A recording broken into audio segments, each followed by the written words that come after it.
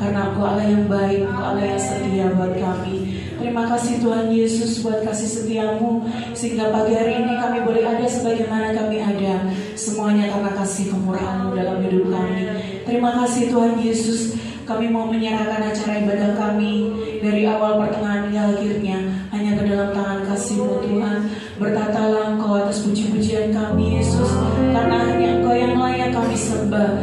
Kami tidak dapat membalas kasih-Mu Tuhan. Hanya pujian penyembahan yang dapat kami naikkan kepadamu. Kami yang terlibat dalam pelayanan, Tuhan tolong kami, urapi kami dengan urapan Roh Kudus-Mu Tuhan, supaya benar-benar pelayanan yang kami kerjakan boleh menyenangkan hati-Mu. Terima kasih Tuhan Yesus. Kami mau menyerahkan acara ibadah kami pagi hari ini hanya ke dalam tangan kasih-Mu, dan kami mau siapkan hati kami Tuhan. Hanya di dalam nama Tuhan Yesus Kristus kami buka acara ibadah kami pagi hari ini. Haleluya, amin. Shalom Bapak Ibu. Haleluya, puji Tuhan. Selamat pagi, selamat kita kembali bertemu dalam kasih Tuhan Yesus Kristus. Puji Tuhan, mari kita bangkit berdiri. Kita mau bersorak-sorai, kita mau tinggikan Dia, karena Dia Allah yang baik. Langit dan bumi, pujilah Tuhan. Haleluya.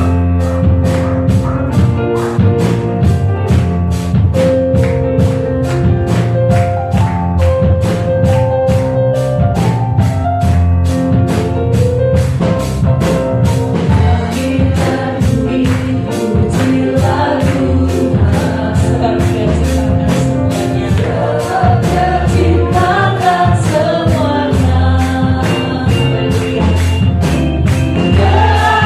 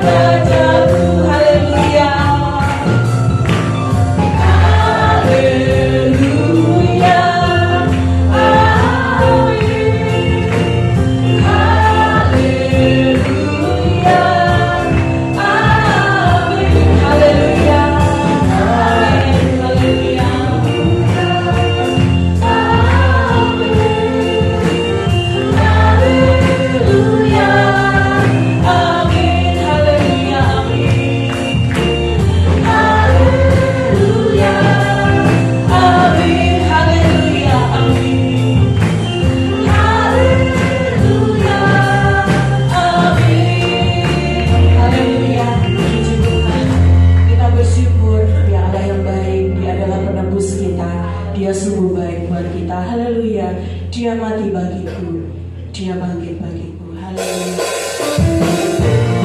Haleluya. Puji Tuhan. Kita mau bersorak-sorai ini kita diam.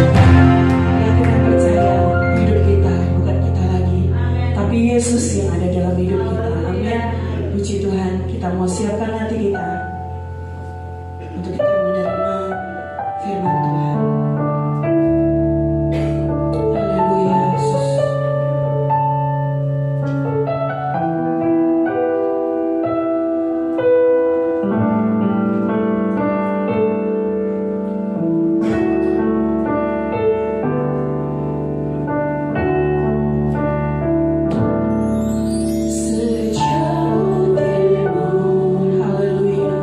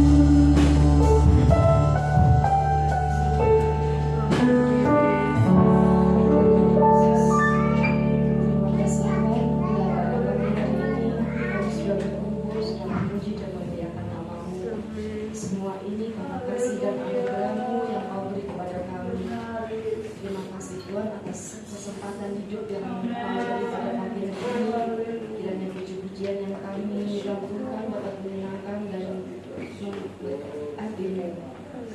Ya, sekedar kami akan mendengarkan firman-Mu, biarlah firman-Mu dapat dalam hidup kami, dapat selalu membimbing kami. Ya Tuhan, berkati kami semua. Yesus, terima kasih Tuhan. Biarlah kami dapat duduk tenang, biarlah firman-Mu dapat menyertai kami dari awal sampai akhir. Terima kasih Tuhan. Haleluya.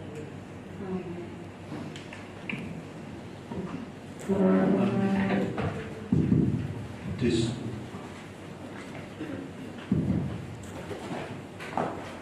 Halo. Puji firman Tuhan. Haleluya. Haleluya.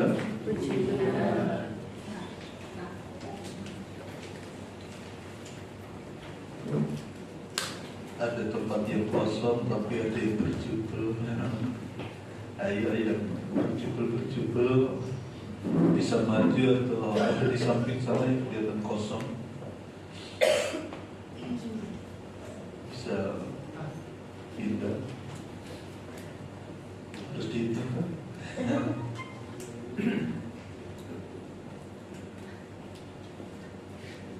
Tetap tidak ada pergerakan.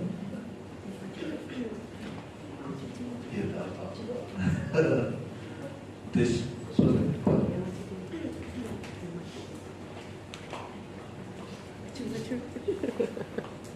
Ya perlu. Terima kasih untuk yang perhatian. Hanya yang perhatian saja ya.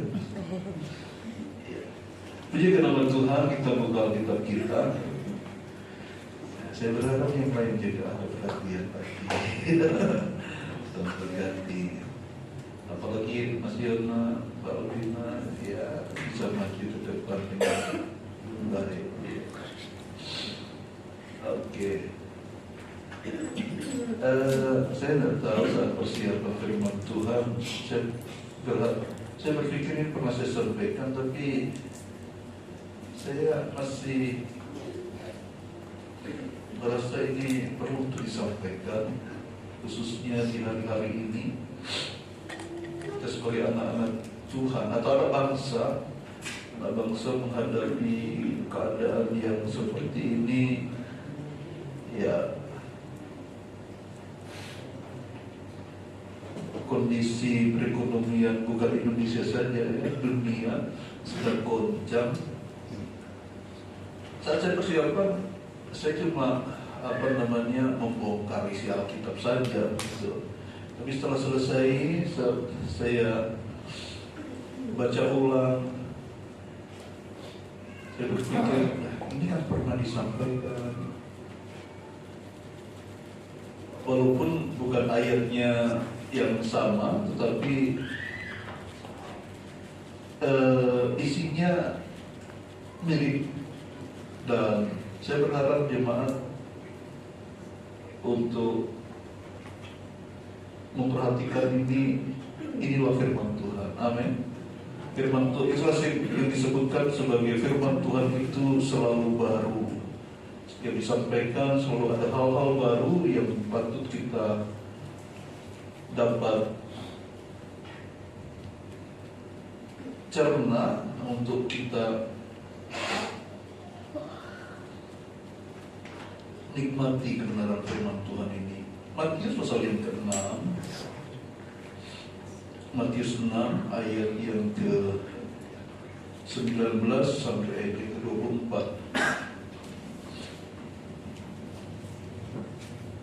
Di situ hal mengumpulkan harta.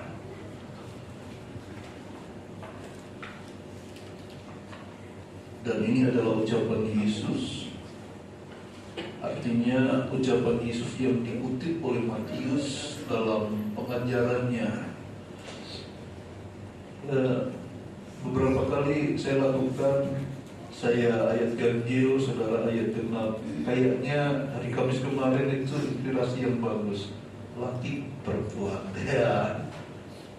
Amin. Laki dulu ya, atau lady first. Lady first ya, ya oke. Kalau lady first ya 19 ladies, 20 gentleman. Ya, gentle ya. Oke. Sudah para ladies. Apa tuh ladies, aku tidak ngerti aku so. Oh itu sudah. Yang perempuan ya, amin. Ayat 19, 1, 3. Janganlah kamu mengumpulkan harta di bumi lengah dan karat merusaknya, dan pencuri membongkar serta mencurinya. Tetapi kumpulkanlah bagimu harta di sorga, lengah dan karat tidak merusakkannya, dan pencuri tidak membongkar serta mencurinya. Karena di mana hartamu berada, di situ juga hatimu berada. Mata adalah pelita tubuh, jika matamu baik, teranglah seluruh tubuhmu. Jika matamu jahat, gelaplah seluruh tubuhmu. Jadi jika terang yang ada padamu gelap, betapa gelapnya kegelapan itu. Tak seorang pun dapat mengabdi kepada dua tuan, karena jika demikian ia akan mengikuti yang seorang dan mengasihi yang lain, atau ia akan setia kepada yang seorang dan tidak mengindahkan yang lain. Kamu tidak dapat mengabdi kepada Allah dan kepada Mammon. Amin. Puji nama Tuhan. Saya berharap ini bisa saya sampaikan semua, walaupun kayaknya terlalu banyak apa yang saya catat. Oke, ya. Antara harta di dunia dan harta di sorga. Bapak Ibu Saudara, kita hari-hari ini menghadapi kondisi yang tidak menentu ya, sampai pemerintah sendiri bingung antara pemerintah maupun orang-orang yang beroposisi berusaha untuk mencari bagaimana supaya rakyat Indonesia hidup makmur atau hidup dalam kondisi enak, tidak ada masalah. Ya, ini beberapa waktu yang lalu kita mendengar ada isu BBM mau naik. Sudah naik ya? Sudah. Berapa? Belum subsidi 24.000. Itu yang apa? Solar. Pertamina Dek ya? Iya. Kalau mau ganti mobil Mas Dwi. Tapi itu kan yang Dex ya. Tapi diisi bio loh. Yang bio loh Mas Dwi. Ya, Diisi bio loh. sementara masih bio. Bukan diblokir. Iya. Pertamax 12,5. Pertamax plus sampai 19 katanya ya. Ya. Ya bersyukur pemerintah masih memperhatikan yang di bawah-bawah sehingga tidak harus naik, masih 10.000 per kali ya. Tapi pertama itu sudah naik sudah. Awalnya kan 11 berapa begitu ya.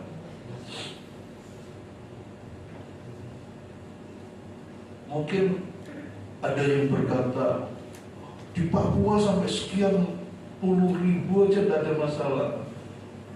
Bukan masalah itu loh saudara. Di Jawa beda sama di Papua. Di Jawa ya intinya naik sedikit saja itu nanti berdampaknya itu ke yang lain-lain gitu loh. Yang lain-lain akhirnya berdampak. Katanya harga plastik melonjak 3 kali lipat ya. Belum yang lain-lain itu ya. Saya mau sampaikan ini loh kondisi manusia. Kita tidak bisa berharap kepada harta dunia. Dalam kondisi seperti itu pun kita bisa melihat kejahatan semakin marak. Sehingga ada beberapa peringatan-peringatan dari entah WA atau ya sosial media, hati-hati bermain sosial media, ya sosmed. Karena di situ banyak hal yang bisa saja membuat kita tergiur dan akhirnya terhapus, tertipu ya, dengan iming-iming lebih murah, lebih begini-begini. Ini hari-hari ini saya lihat di sosmed itu, di WA, di Facebook saya ini yang keluar banyak ini luar biasa. Ini kayaknya ini entah calon gubernur atau calon wali kota Surabaya. Ini sekarang masih wakil wali kota Pak Armuji. Wow, itu hebat itu.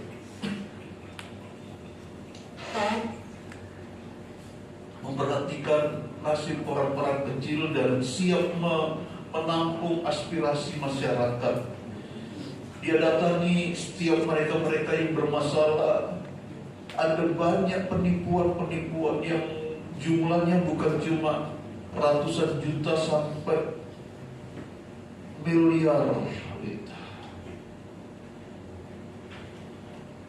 Ada yang menipu, ada yang merasa ditipu, ada yang macam-macam. Ada yang sudah beli rumah, uangnya lunas, suratnya tidak dikasih. Saya berulang kali ditawari sama orang-orang, ini kalau mendapatkan istilahnya tinggal ongkar-ongkar dapat duit begitu. Bahkan juga ada yang bilang, tidak sekerja, nonton film dapat duit. Kok enak begitu ya? Itu tidak ada di kamus Alkitab. Nonton film dapat duit. Hati-hati dengan kondisi-kondisi zaman sekarang yang seperti itu. Dan juga jangan kita terlalu berharap dengan harta-harta duniawi kita, karena itu semua kita mungkin berusaha untuk menyimpan keuangan kita supaya aman, paling aman di bank. Ya, baru-baru ini gereja Katolik di mana? Medan, gerejanya Mbak Tibauli ya? Hah? Iya, di gerejanya 28 miliar. Tapi begitu udah miliar, udah dikembalikan kayaknya. Di bank resmi Indonesia saja hilang, saudara. Miliar, saudara. Pimpinannya melarikan diri. Uang gereja dipakai untuk senang-senang dan macam-macam. Itulah sebabnya firman Tuhan bilang, tadi dikatakan apa? Janganlah kamu mengumpulkan harta di bumi nengat dan karat merusakkannya dan pencuri membongkar serta mencurinya. Bayangkan, nengat dan karat itu binatang. Nengat itu besi yang dimakan oleh karat itu ya seperti besi yang berkarat, dan kalau sudah berkarat, kalau itu terus-terusan dibiarkan, besi bisa dimakan sama karat sehingga bolong dan tidak punya kekuatan lagi. Nengat itu binatang yang bisa makan kayu. Artinya kayu dan besi itu unsur yang berbeda, tapi itu unsur-unsur yang kuat. Dibandingkan dengan kangkung kan masih kuat kayu kan. Kangkung sama kayu kuat mana saudara? Kalau kangkung terus tahu-tahu busuk, ya. Kalau kayu kan nggak busuk-busuk, tapi kena ngena. Apa sih ngena bahasa Jawanya? Rayap, gitu ya. Kena rayap. Dibiarkan, nggak dicuri orang, ngena. Dibiarkan, nggak dicuri orang, karena harganya jadi menurun, merosot. Harta dunia. Seringkali kita memiliki tujuan dan impian dalam hidup, dan kita berusaha keras mengumpulkan kekayaan dan kenyamanan duniawi. Bukankah kita masih muda berusaha untuk mengumpulkan harta kekayaan kita? Supaya nanti kalau tua bisa santai. Kalau swasta sulit. Paling enggak, terus akhirnya kita kejar yang pegawai negeri ASN, sehingga saat tua pensiun dapat gaji walaupun tidak kerja. Ngena dan karat. Apa itu? Ya, walaupun di usia tua yang sudah tidak bisa kerja, tidak dapatkan apa-apa, bukankah dengan itu sakit penyakit? Pengeluaran kita tambah.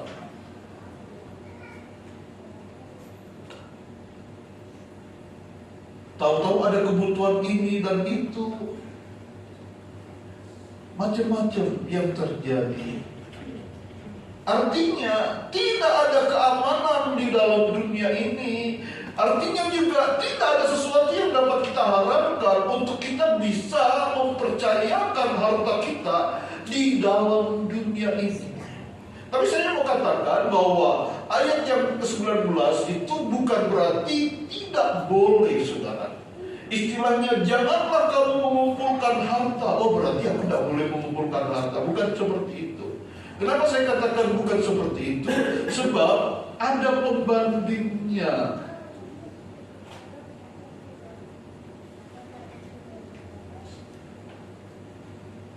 Ada pembandingnya. Ini berarti bukan berarti ayat ini kita terang mentah-mentah, oh berarti kita tidak boleh mengumpulkan harta. Seperti contohnya kalau kita mendengar, kamu jangan terlalu makan, kamu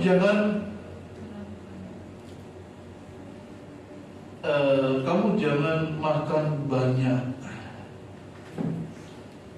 Berarti kan masih boleh makan sedikit. Kenapa? Kalau banyak nanti gemuk begitu.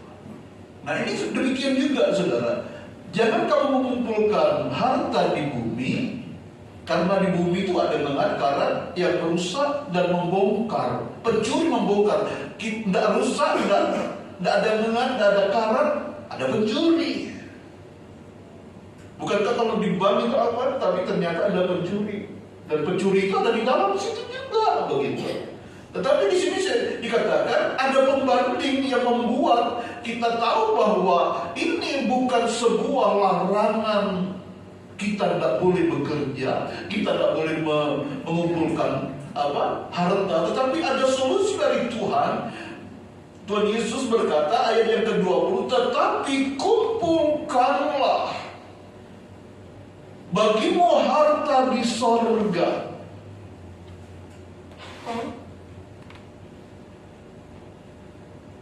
Jadi dibilang tidak boleh mengumpulkan harta, ini bukan berarti tidak boleh mengumpulkan harta. Kumpulkan harta di dunia pasti perlu. Bagaimanapun juga kita namanya manusia, kita perlu mengumpulkan itu untuk persiapan banyak hal. Saya setiap kali berdoa, Tuhan berkati jemaat. Kalau dulu di saat saya masih belum sekolah, belum jadi hamba Tuhan, Saya dengar doa entah orang tua atau hamba Tuhan zaman dulu, Tuhan berkati anak-anakmu, berkati makanan mereka setiap hari. Saya berpikir kalau cuma makan minum tok, kasihan ya. Harus juga diberkati dengan rumah yang baik. Saya juga peduli kalau anak-anak Tuhan yang belum punya rumah untuk bisa mendapatkan rumah, dapat kendaraan untuk perjalanan, untuk aktivitas bekerja. Saya sendiri juga kadang berpikir kalau sampai anak-anak Tuhan gaji 3 juta, itu sudah di atas UMR, saudara. Tapi itu pun juga belum cukup untuk menata hidup hari-hari sepanjang bulan. Kalau bisa lebih, kalau bisa menabung. Itu doa kami supaya jemaat jangan sampai dipermalukan. Jangan sampai ada anak-anak Tuhan GPD Makedonia utang sana, utang sini untuk nutup utang yang kemarin dan lain sebagainya. Jangan sampai hal itu terjadi.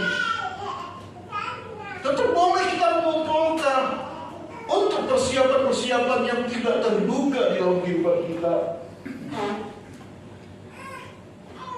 Saya tidak dapat bayangkan kalau anak-anak Tuhan hasil kerjanya hari ini kerja ya untuk hari ini saja.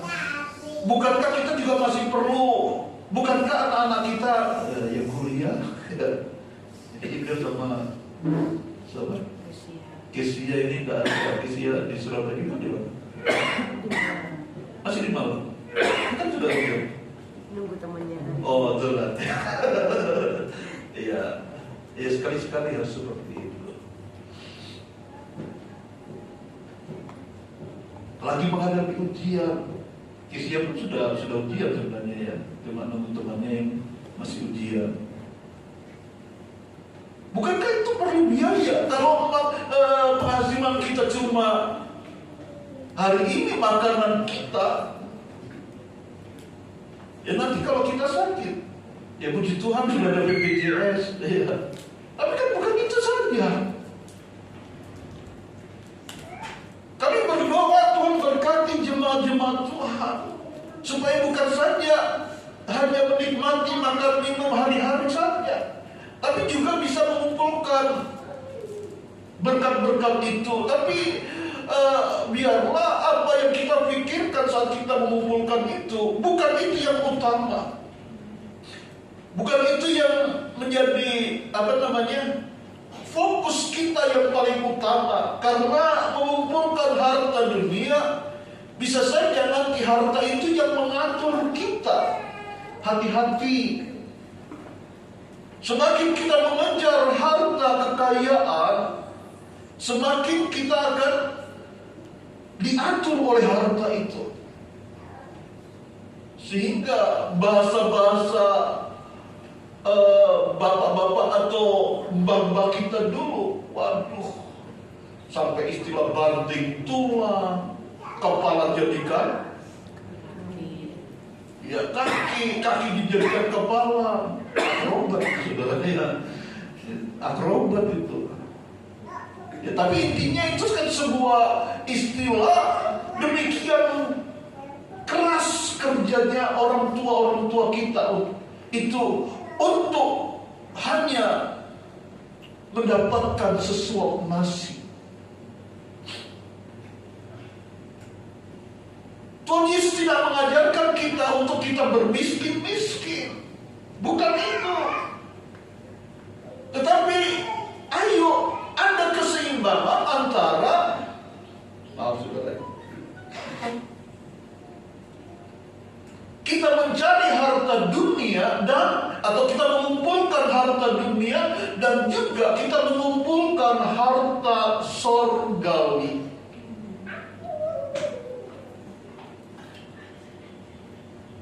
Dan mana yang harus kita pilih? Mana yang harus kita utamakan? Harta dunia atau harta sorgawi?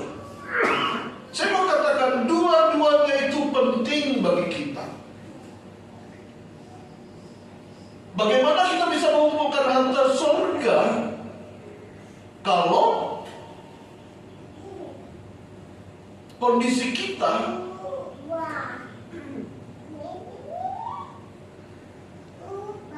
perekonomian kita tidak jadi berkat, jadi omongan orang. Tidak tahu di Facebook saya sekarang ini banyak sekali film-film apa itu, ya. Dan intinya yang saya lihat itu di film-film itu sekarang semacam kayak umum gitu loh. Orang kaya menghina orang miskin. Ada ya Bapak Ibu yang kalau lihat Facebook itu yang tahu-tahu apa yang keluar film-film gitu ya, anak miskin dibully sama anak kaya, dan hal itu bagi saya menimbulkan sebuah inspirasi pentingnya kita sebagai anak-anak Tuhan jangan sampai kita dibully gara-gara kita miskin. Ya, jangan sampai kita dibully gara-gara kita miskin. Bisa saja miskin itu menjadi aib bagi kita.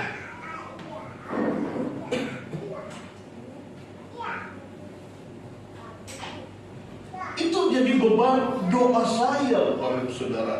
Jangan sampai anak-anak Tuhan mengalami itu. Itu sebabnya kita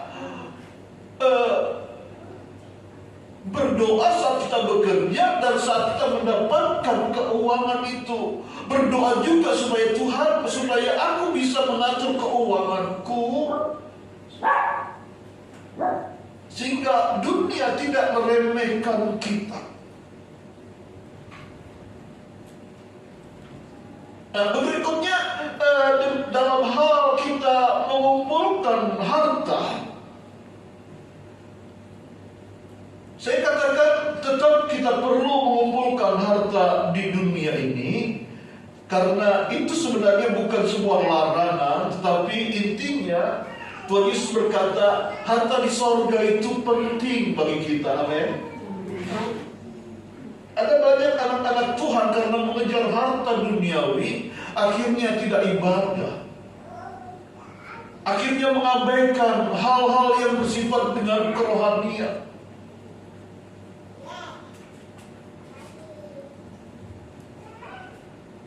Lebih mengutamakan hal-hal yang semacam itu. Jangan sampai hal itu terjadi. Bukankah di dalam Matius 6 ayat 33 Tuhan Yesus juga berkata dengan dalam hal kita membandingkan mana yang lebih penting, harta rohani, harta surgawi. Matius 6 ayat 33 dikatakan karena itu carilah dahulu kerajaan Allah, carilah dulu harta surgawi, maka semuanya yang engkau cari, maka semuanya harta duniawi itu engkau akan dapatkan. Engkau akan terima harta-harta surga. Harta duniawi kalau engkau mengutamakan harta surgawi. Allah kita adalah Allah yang cemburu, sangat cemburu kalau dia dinomor keduakan. Di sini ada yang cemburuan? Tidak ada. Harus cemburu, saudara. Tidak mau seperti Tuhan Yesus.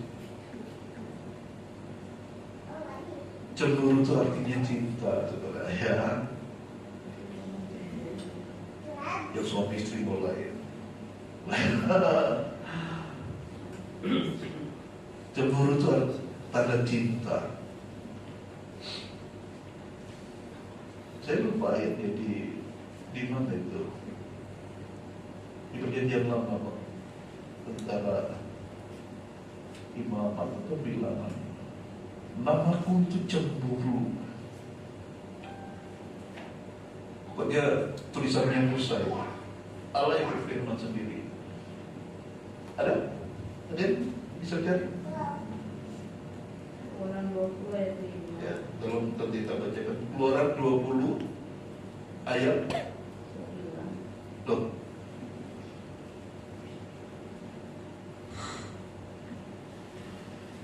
Jangan sujud menyembah kepadanya. Keluaran berapa dulu waktu itu? Keluaran 22 ayat 5. Ayat 5, ya. Jangan sujud menyembah kepadanya atau beribadah kepadanya, sebab aku Tuhan Allahmu adalah Allah yang cemburu, yang membalaskan kesalahan bapa kepada anaknya, kepada keturunannya yang ketiga dan keempat. Iya. Sampai situ aja dulu. Saya masih ada ayat yang lainnya.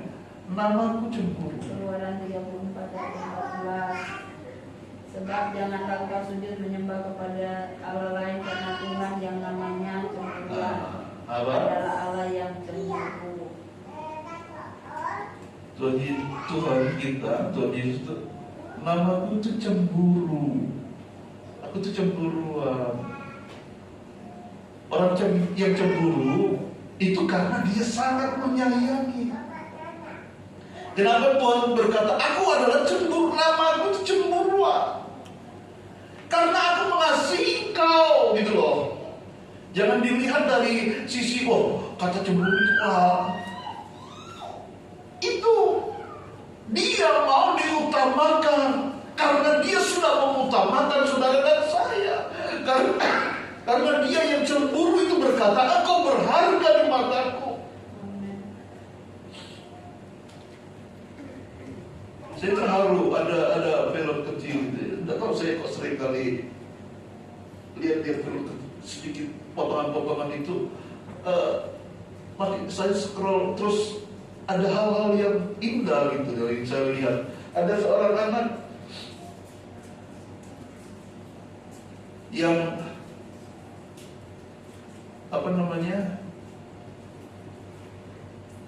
ketemu sama ayahnya dikasih hadiah begitu, maksudnya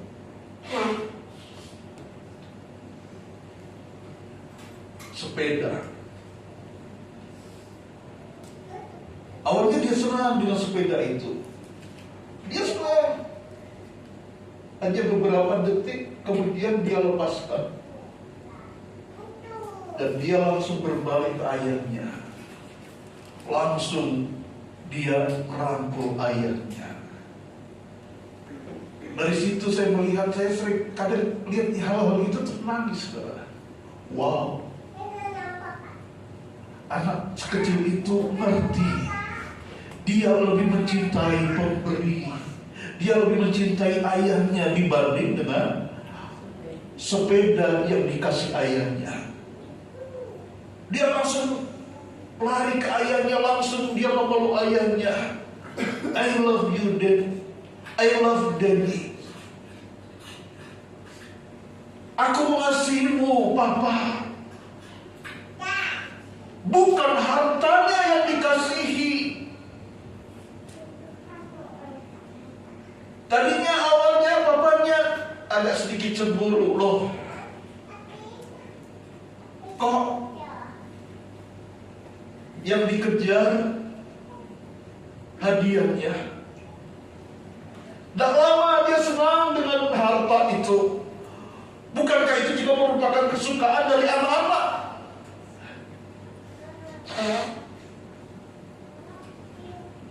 Tapi saya melihat begitu senang, langsung ekspresinya saya lihat, dia melihat ke ayahnya yang memberi hadiah itu. Dia lari dan dia langsung lompat menyayangi ayahnya dan berkata, aku mengasihimu, Bapa. Bagaimana dengan kita? Saat kita diberkati, saat kita menikmati berkat Tuhan dalam kehidupan kita, dapat harta dunia dari Tuhan, langkah yang kita kerjakan apa, saudara? Nikmati berkat itu, kita terus sampai lupa Tuhan yang memberi berkat itu dalam kehidupan kita. Sehingga kadang ditanya, lo pernah kebaktian? Kerja lo. Bukankah ini hasil doanya? Ini hasil doa-doa kita. Hati-hati. Sekali lagi garis bawahi ayat itu, saudara. Di Keluaran berapa? 34 ayat 14. Keluaran 34 ayat 14. Sebab janganlah engkau sujud menyembah kepada dia. Sebenarnya ayat sebelumnya itu ya, kepada Allah lain maksudnya. Karena Tuhan yang namanya, jadi nama Yesus itu adalah nama yang cemburu. Cemburuan adalah Allah yang cemburu. Dia mau saudara dan saya mencintai dia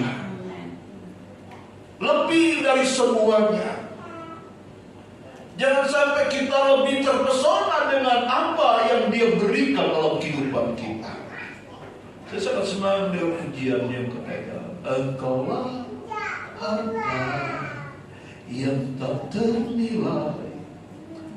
Harta kita yang tak ternilai itu bukan kalau saat kita dapat mobil, dapat mobil baru, dapat pekerjaan baru, dapat hal-hal yang indah yang mungkin itu merupakan cita-cita kita. Bukan itu harta kita. Harta yang terindah, harta yang paling berharga di dalam kehidupan kita sebagai anak-anak Tuhan, pastikan Dialah Yesus. Katakan amin. Engkaulah harta yang tak ternilai. Apa yang ada pada kita saat ini, harta-harta yang ada pada kita itu semua ternilai. Mungkin paling mentok, mungkin uang kita itu ya cuma ratusan juta, belum miliar. Dia melebihi dari miliar-miliar yang ada dalam dunia ini.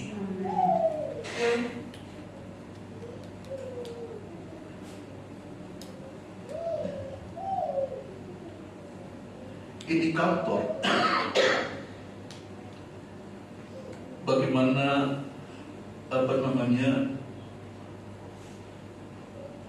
kita lebih mencintai dunia, harta dunia atau mencintai harta sorga. Indikatornya begini: jika kita terlalu sibuk memikirkan uang atau harta kita, berarti kita terikat pada dunia. Tetapi jika kita sibuk melayani Tuhan, berarti hati kita terikat pada sorga.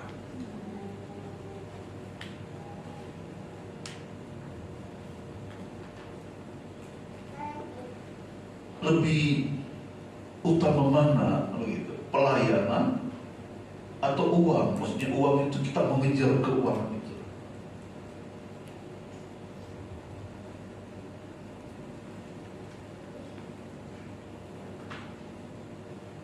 Dalam 1 Timotius pasal yang ke-6 ayat 17 sampai 19 saya bacakan saudara ya. 1 Timotius 6 ayat 17.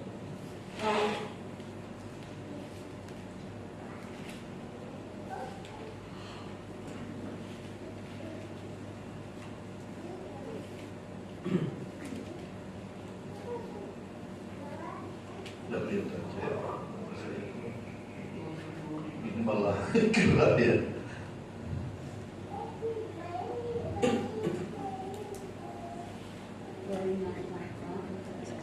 Peringatkanlah kepada orang kaya di dunia ini supaya mereka jangan tinggi hati dan jangan berharap pada kekayaan yang tidak tentu itu, tetapi berharaplah kepada Allah yang memberikan segala sesuatu yang dengan limpah supaya kita menikmati. Katakanlah supaya mereka berbuat baik, menjadi kaya dalam amal yang baik, suka memberi dan suka menolong. Demikianlah saya rupanya ngambil ayatnya bukan terjemahan baru ya, terjemahan yang lain ya. Demikianlah mereka mengumpulkan bagi dirinya harta yang menjadi dasar yang baik untuk masa yang akan datang, supaya mereka dapat memegang hidup yang sejati. peringatkanlah kepada orang-orang itu agar berharap terus pada Tuhan, bukan kepada harta duniawi. Harta dunia tidak akan menolong kita, tidak akan membuat kita puas. Semakin kita kejar, semakin itu lari daripada kita. Kolose 3 ayat 1 dan 2 dikatakan, jadi jika kamu dibangkitkan bersama dengan Kristus, carilah perkara-perkara yang ada di atas, di mana Kristus berada, yang berada di sebelah kanan Allah. Pikirkanlah hal-hal yang di atas, bukan hal-hal yang di bumi.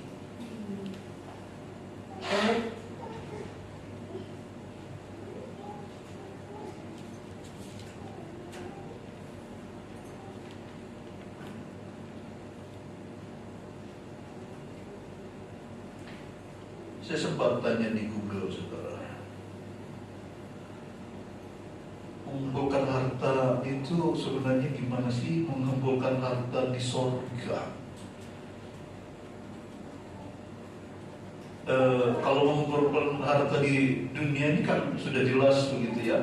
Iya, mengumpulkan duit sebanyak-banyaknya, invest sebesar-besarnya, dan bisa apa saja yang bisa kita lakukan, dan jelas itu.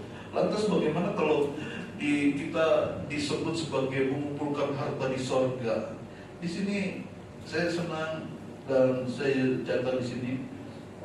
Yang pertama, hidup taat dan hidup sesuai dengan firman Allah. Setiap ketaatan kepada kehendak Allah, kehendak Tuhan, adalah investasi yang tidak akan pernah hilang. Ketaatan dan hidup sesuai atau menghidupi firman Tuhan yang kita lakukan itu sama dengan kita mengumpulkan harta di sorga. Itu yang pertama, saudara. Setiap orang yang mendengarkan perkataanku, firman Tuhan dalam Matius pasal yang ke-7, dan melakukannya, ia sama dengan orang bijaksana yang mendirikan rumahnya di atas batu. Nah, itu. Jadi orang yang menjadi pelaku firman Tuhan semacam membangun rumah di atas batu, atau boleh saya katakan dihubungkan dengan firman Tuhan ini semacam membangun rumah di sorga. Kalau hidup kita hidup taat dan hidup sesuai dengan firman Tuhan, katakan amin. Amin. Halo, ada orangnya ya? Amin. Amin.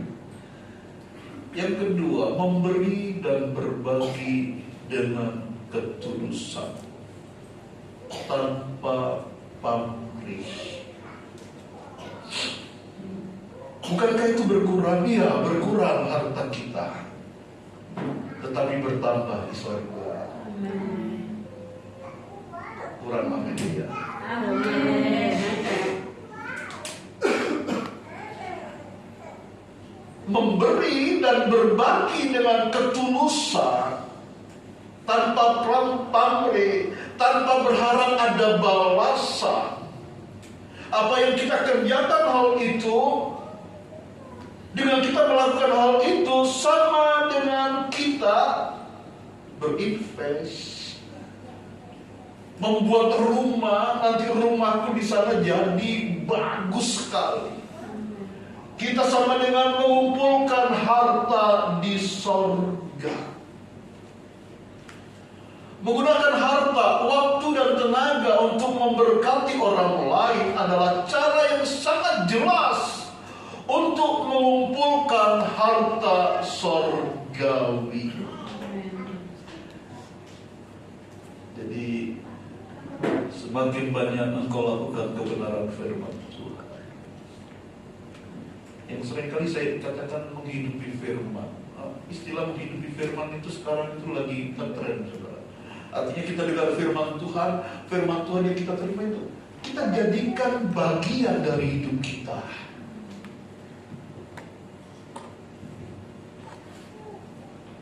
Firman Tuhan kali ini bicara tentang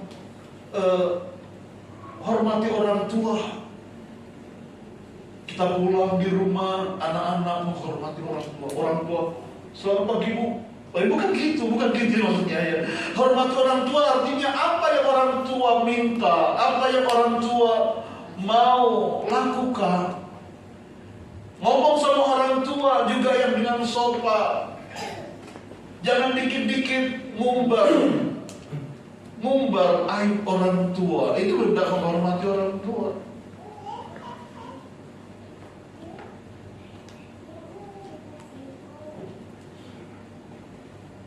Terus banding nih orang tua kita dengan Pak Jokowi, beda banget saudara ya. Terus lihat bapak itu kok sama anak-anaknya, terus langsung andai kata aku jadi anaknya dia, sudahlah bersyukur dengan bapak kita yang melahirkan kita. Bukankah oh sudah ganti ya? Oh dulu bapak. Ya. Dulu Adam kan melahirkan Hawa. Pak gak ada masalah begitu dia. Ya. Oh udah susah. Adam kan dari Adam lahir Hawa. Sampai mana tadi? Gara-gara cerita ini. Menghormati orang tua. Saya kadang pernah ditudui sama Tante antara jengkel tapi yo ketawa. Ada seorang anak diantarkan waktu terima raport gitu. Yang ambil rapotnya itu ayahnya. Begitu lihat ayahnya, anak ini langsung nangis. Kenapa nangis? Kenapa bapak yang ngomong? Dia bilang, lo kenapa? Kenapa bapak? Iya bapak itu. Diisi sama bapak-bapak yang teman-temannya. Aduh, ini kurang ajar. Antara ya kayaknya sih lucu, tapi itu kurang ajar. Nangis. Kenapa bapak? Kenapa ibu yang datang untuk ngambil rapot? Lo kenapa nak? Kan bapak juga bisa untuk ngambil rapot. Enggak, aku malu. Kenapa? Bapak itu.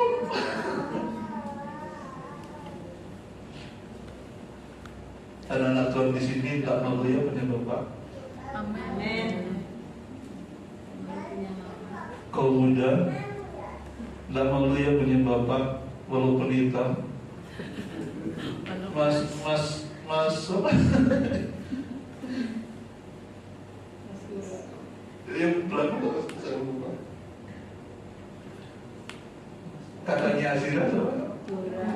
Mas Guru. Tidak malu kan punya bapak? Masalahnya bapaknya ganteng sih.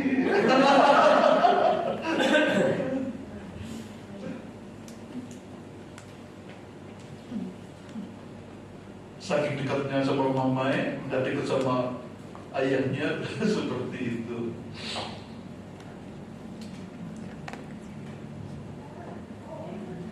Terima apa adanya. Yaudah tidak malu ya punya bapak kayak ini.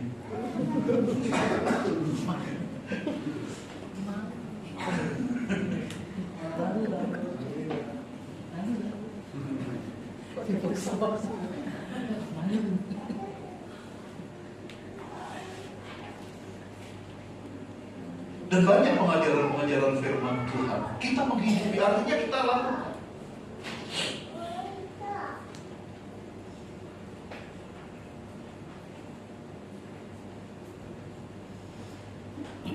Jadikan Tuhan prioritas utama kita. Jadi itu tadi itu masih ya, memberi dan berbagi dengan ketulusan tanpa pamrih. Terus berikutnya melayani Tuhan dan sesama. Kita lakukan itu tanpa kita sadari, itu kita berinvestasi. Kita mengumpulkan harta di sorga.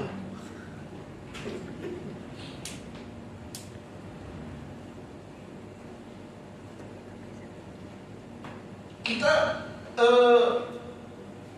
tanpa kita sadari dengan apa yang kita perbuat, itu harta kita numpuk. Dan ketahuilah, firman Tuhan katakan di mana hartamu berada, di situ, bukankah di situ akhirnya hatimu berada.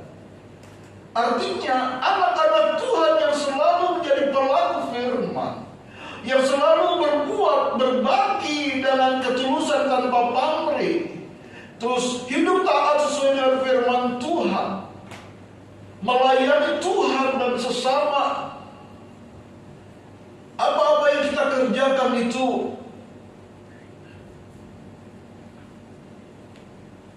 berarti kita nabung. Dan fokus kita akhirnya apa? Saya ingin bertemu dengan Yesus. Fokus kita pada surga terus.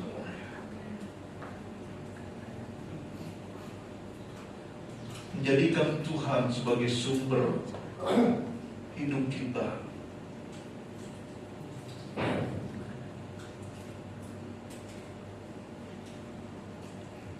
Berikutnya,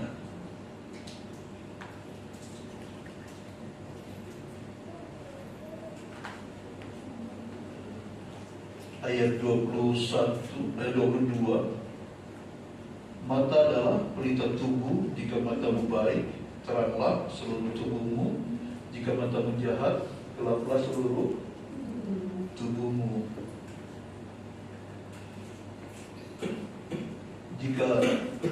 Jika terang yang ada padamu gelap, betapa gelapnya kegelapan itu. Jadi ini tetap bicara bicara mata ini tetap hubungannya dengan harta di sorga. Jadi harta duniawi dan harta sorga. Jadi dalam menyikapi berkat Tuhan, dalam menyikapi harta-harta yang ada pada kita,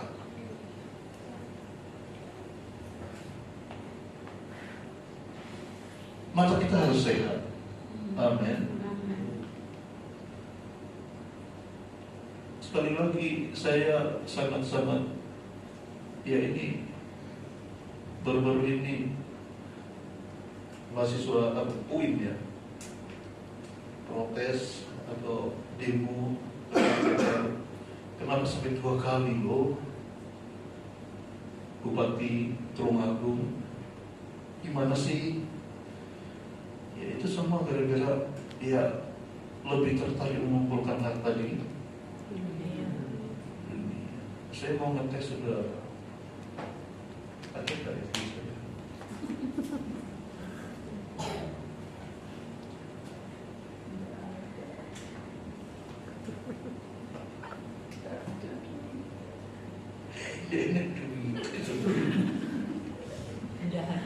Cuma sejadi mau cari yang satu sudah ada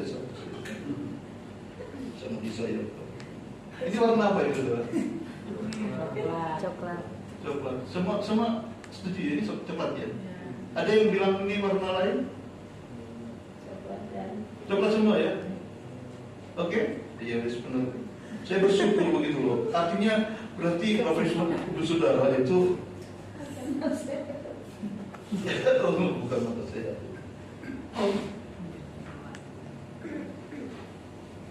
Berarti saudara tidak motor digital gitu.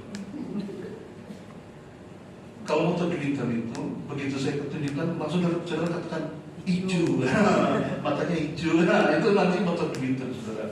Tadi ternyata mata kita lihat coklat. Jadi fix ya. KPD Makedonia tidak ada yang sudah beliau ya.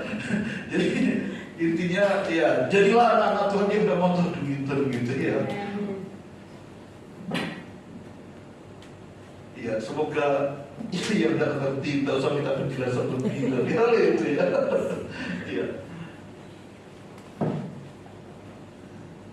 Biarlah mata kita itu mata yang sehat. Mata yang jahat itu adalah mata yang dimana kita sudah mendapatkan harta, kita sudah mendapatkan keuangan yang cukup, masih kurang gitu. Itu mata duit, dan itu mata yang jahat, mata yang gelap, yang akhirnya dari mata yang gelap itu yang difikirkan apa? Bagaimana mendapatkan keuangan lebih lagi, lebih lagi, lebih lagi.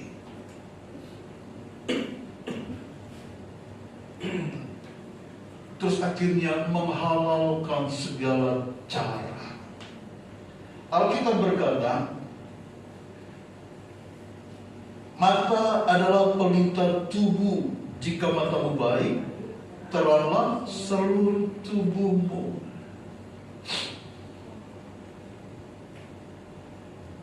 Pandangan kita, mari kita berpandangan ke sorga.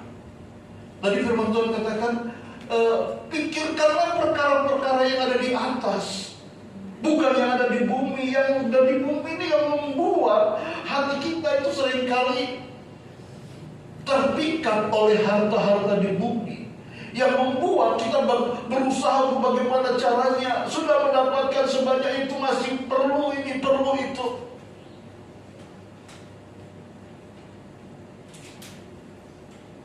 Mengapa sampai terjadi OTT? Terjadi ya karena matanya gelap, saudara.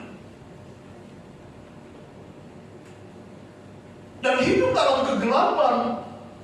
Orang yang hidup dalam kegelapan itu tidak akan pernah tahu apa yang dilakukan itu benar apa salah, itu tidak tahu.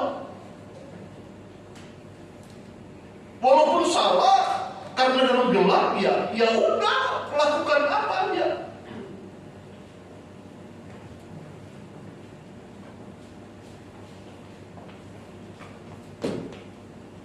Saya